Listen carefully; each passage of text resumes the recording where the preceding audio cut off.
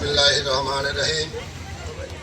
রাউজান পৌরসভা 7 নম্বর ওয়ার্ডে আজকে আমরা নির্বাচনী প্রচার উপলক্ষে আমাদের মাঝে প্রধান অতিথি হিসেবে আছেন আমাদের প্রাণপ্রিয় নেতা জননেতা জনাব আলহাজ গিয়াসউদ্দিন কাদের চৌধুরীর সুযোগ্য ছোট সন্তানের ওয়াইফ আপনাদের মাঝে এসেছেন।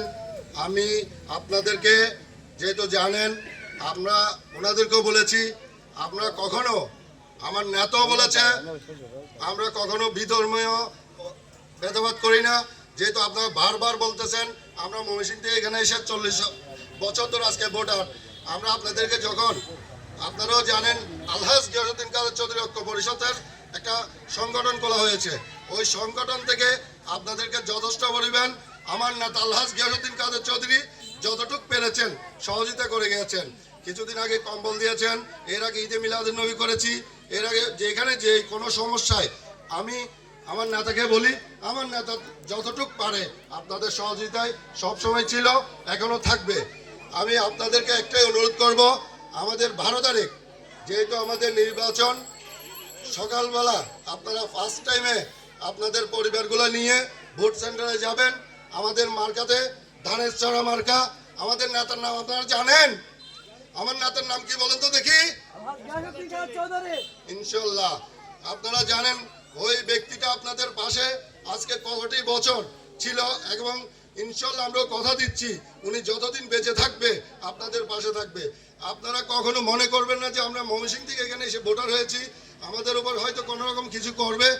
আমি যখন কমিটি করেছিলাম তখনও বলেছিলাম ইনশাল্লাহ আমরা যতদিন বেঁচে থাকবো আপনাদের পরিবার আমাদের পরিবার মনে করে নেব।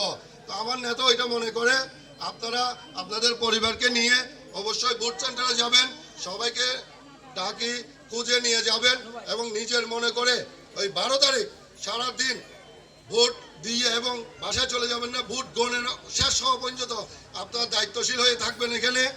আমি আজকের প্রধান অতিথিকে ধন্যবাদ জানাই, এত কষ্ট করে উনি আমাদের মাঝে এসেছেন।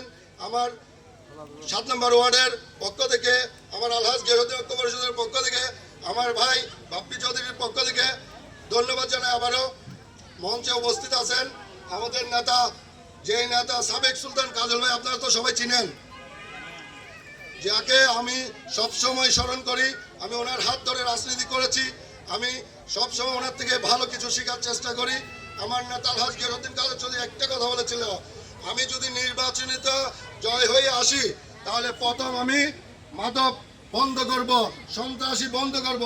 ইনশাল্লাহ আমার নেতার পাশে আপনারা থাকবেন, আমার নেতা আপনাদের পাশে থাকবে। এই বলে আমার বক্তব্য শেষ করলাম। ধন্যবাদ জানাই সবাইকে। আবারও কষ্ট করে আপনারা এসেছেন, আপনারা সবাই বসবেন, আমাদের নেত্রী কি বলে শুনবেন। উনি আপনাদেরকে নিয়ে এই রাউজানে কাজ করতে চাচ্ছেন, এই কাজগুলো কিভাবে আপনাদেরকে নিয়ে করতে পারে আপনাদের সহযোগিতা করলে ইনশাল্লাহ উনি আপনাদের পাশে আছে। আসসালামু আলাইকুম।